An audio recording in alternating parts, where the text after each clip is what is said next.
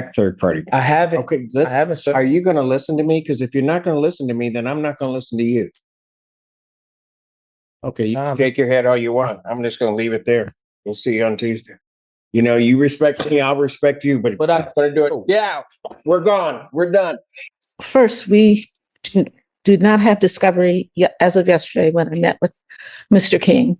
Miss Sunda, I'm assuming, because I emailed her at the same time regarding his as the other clients, that we will have it. Regardless, Mr. King wants to schedule the preliminary examination. And he is very much aware of where we are in this process. He is adamant that he wants to schedule the preliminary exam. Your Honor, at this point, I would be objecting to that, given that I have come to find out there is more discovery. There's a second venue involved in this case that does have additional video surveillance of the actual assault that occurred in this case.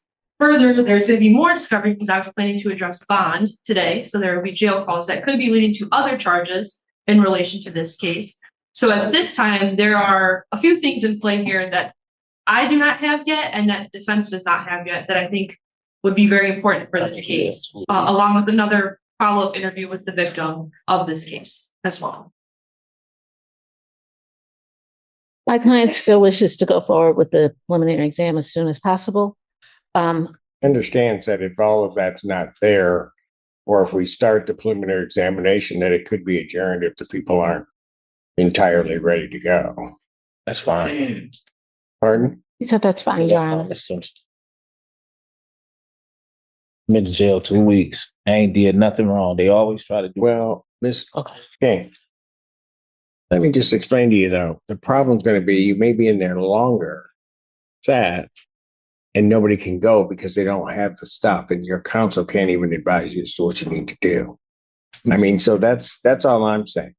Mr. Simpson, can I say something to him? Well, I was going to say, I know that you and I talked about that, and you understand that, and you are anxious to get this case moving forward. Yes, I get none of these days credited. I've been in jail. Well, sir, I don't. No, he's on a parole hold. Okay. Judge thought the hearing would stay calm until the jail calls came up. Prosecutors revealed shocking claims that the defendant was allegedly telling family members to pressure his own son not to testify in court. The courtroom instantly turned tense. Defense tried explaining there was more context, but the judge wasn't buying it. Then came the bombshell order. All phone and texting privileges revoked immediately. The defendant exploded in frustration, begging the judge not to take away his only connection to family. But when he kept interrupting and arguing, the judge snapped back hard. If you're not going to listen to me, then I'm not going to listen to you. The room fell silent as the judge ended it with a chilling warning. We're done. Police scarlight fire. Here's what I'm going to do. The discovery that you have now, you can get over to. It was sent yesterday, Your Honor. It was sent yesterday. Currently, it was sent over yesterday. I'm awaiting further steps along with that surveillance video from where the actual assault occurred, and then potentially, and then Ms. Gaines would also get the jail calls that could be leading to future charges as well.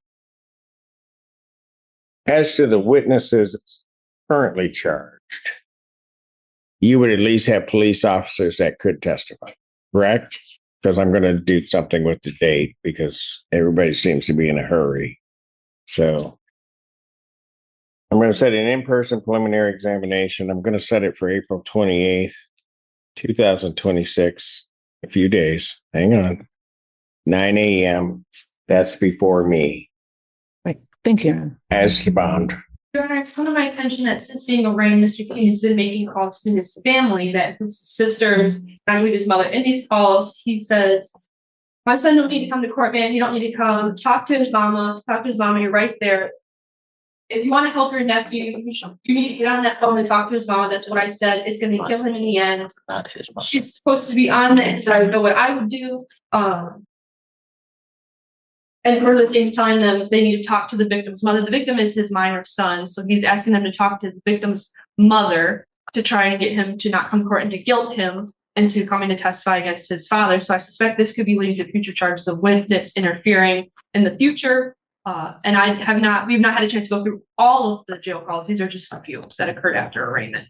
And Mr. King is also on parole for a witness intimidation interfering case as well. Okay.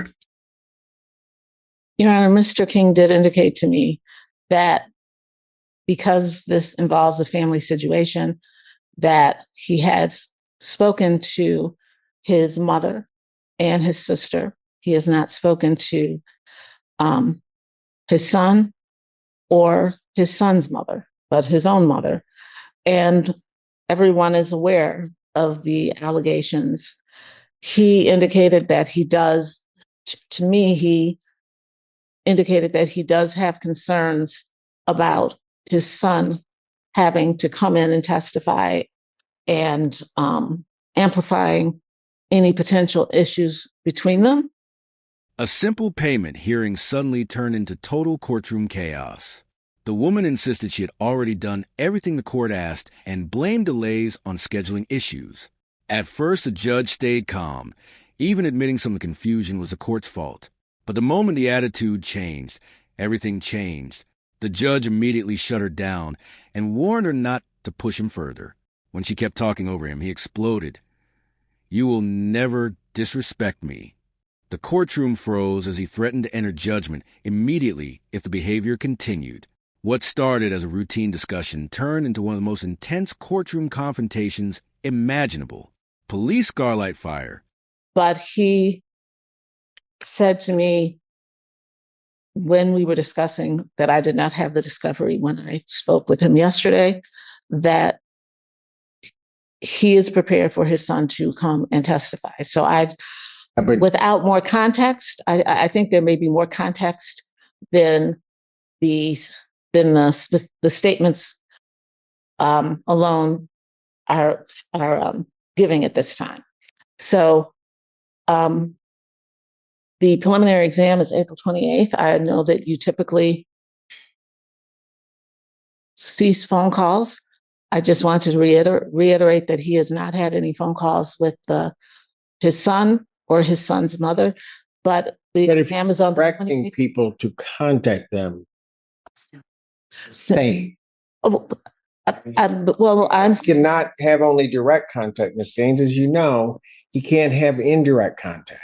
correct. I'm not disagreeing with that. I'm just saying that based on our in terms of there may be more that we may not be getting the whole conversation in context, given how he told me the conversations with his family went.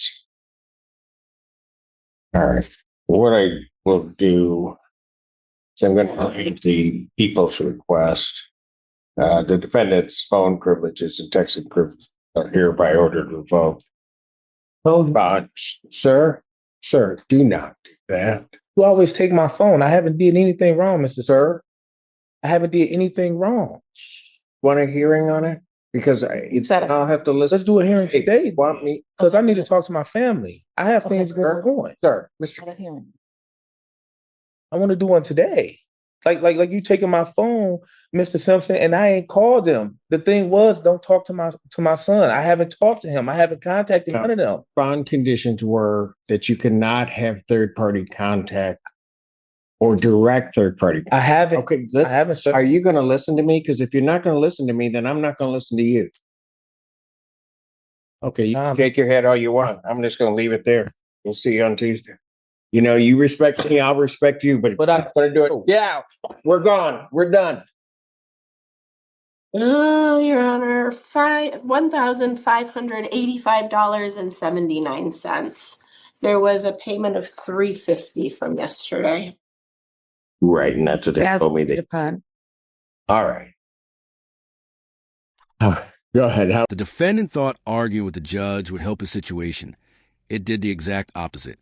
After complaining that he'd been sitting in jail for weeks, he became furious when the court discussed revoking his phone access over alleged witness interference. He repeatedly interrupted, denied wrongdoing, and demanded an immediate hearing. But the more he argued, the colder the judge became. Then came the brutal line that changed the atmosphere instantly. "You shake your head all you want." From there, the judge completely shut him down and warned him that respect goes both ways in his courtroom. One wrong move later, and the hearing spiraled completely out of control. Grimacing faced balance scale. When would you get the rest done? We already told you guys. We had to wait till the 1st. Hold on. I'm angry. I'm angry with their attorneys. Okay. But I don't know why you gotta yell at me. I'm just asking. Whatever happened there, I don't know. It's like they're Well, Your just Honor, out I to can get tell us. you what happened. Ms. Vogel emailed me asking what would happen if she had to leave to go pick up her kids. And I told her that I would have to ask for a default judgment if she wasn't present when the court called her case. And she then responded and told me that I am ignorant and accused me of No, having. I said that this is ignorant. No, you said Maybe repeat it properly. I can show them the that is message. so ignorant. It And is. then I you have children to accused me pick of up. having I've it been out sitting for here your for 2 family. hours. And literally, I did everything you guys asked me to do. Ma'am, that is entirely my fault. I will take the blame for that. Had my staff known, you wouldn't have to deal with Ms. Dornbush. You could have dealt with my staff. But having said that, and there are other things, sometimes I like to set these dockets. I try to get them going on time, but there are other things that I have to take care of. And I can understand that respect. So if you had just let my staff know, I would have tried to do the same thing that I did. I'm just trying to understand why we're here today. Because I did what you asked. Hold on. Could have just turned it over as a continuance for the 1st, because we had already agreed that on the 1st, I'll call Hawk back. I'll do the MAP program. We'll get the funding, go from there. But, okay, so let me explain why you're here today. Mhm. Because we have to make sure that the payments in the interim come in. Don't give me that, ma'am. I'm going to tell you what. Ms. Dornbush may want to take your attitude. I do not take anybody's attitude. I'll just issue a judgment now, and that's not going to be to your benefit. I don't want to do that. Mhm. Am I understood? I'm just trying to explain to you that. Yep. You will never disrespect me. And Might as well get ask me if I judgment. understand. That is by default. Or no tribal issue. After a hearing, I'll issue a judgment for the 1585-79. Needs to be Writ- paid by when?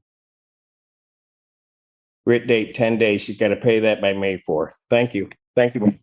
Your attitude. Where do I find it? Attitude elsewhere. Where do I get You this? better take it out of here right now, or you're going to go back there. Take it out of here. Yeah, you Huff, you better be disrespectful. Just give me a reason. Give me a reason. You better keep yourself moving. Don't give me a reason.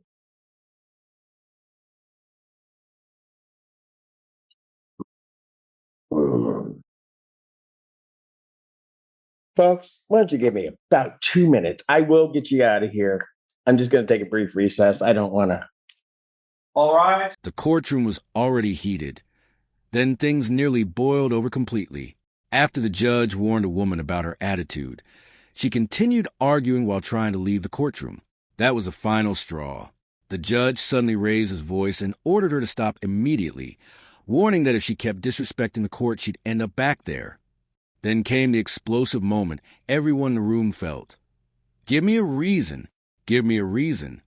Security tension instantly filled the courtroom as everyone realized how close the situation was to turning even worse.